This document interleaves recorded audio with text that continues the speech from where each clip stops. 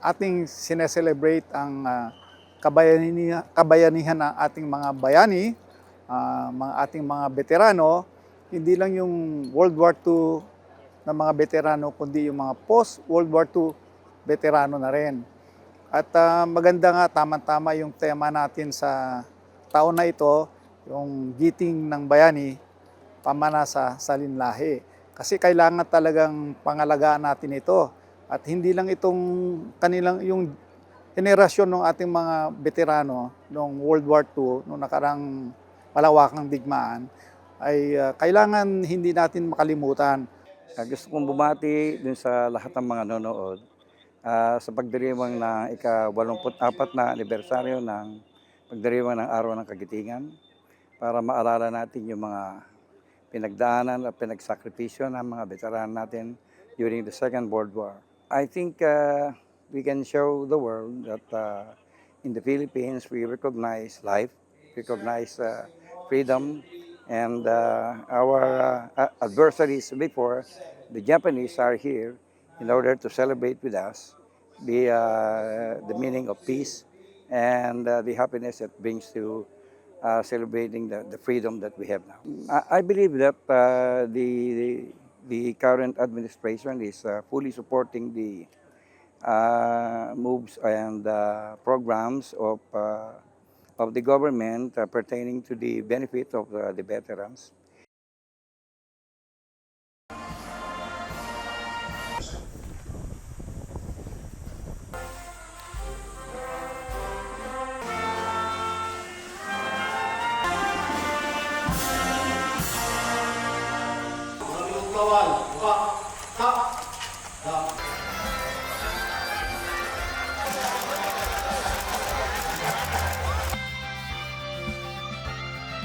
Freedom and future of our nation. On this day, Lord, on our world, alone can give them rest. To our living heroes, our beloved veterans and their families.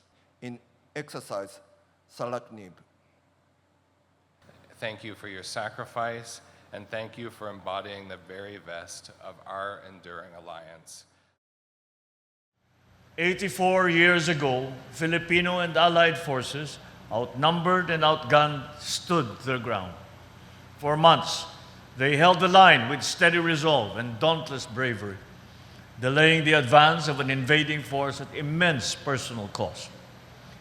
And when the defenses finally fell, they faced one of the darkest chapters in our history, the Bataan Death March.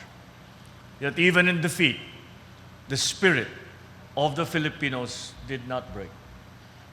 The story of Bataan is a cornerstone of our national identity and a guiding light for the generations that follow. And in honoring our heroes who made all of these possible, we must ensure that they receive the care and support that they deserve. Sa panahon ng matinding pagsubok, tulad ng nangyayari ngayon, kailangan natin balikan ang isang mahalagang bahagi ng katangian ng bilang Pilipino, ang pakikipagkapwa. Dapat natin kilalanin na ang bawat isa ay may parehong pangangailangan, may parehong pangarap, at may parehong pinagdadaanan.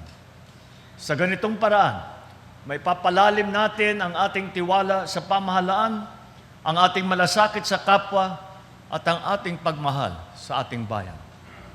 Dahil kapag iniisip natin ang kapakanan ng iba, mas nagiging malinaw kung bakit kailangan tayong magtulungan at magkaisa. Together, we will build a bagong Pilipinas that is steadfast in purpose, united in vision, and worthy of the heroism that today we celebrate.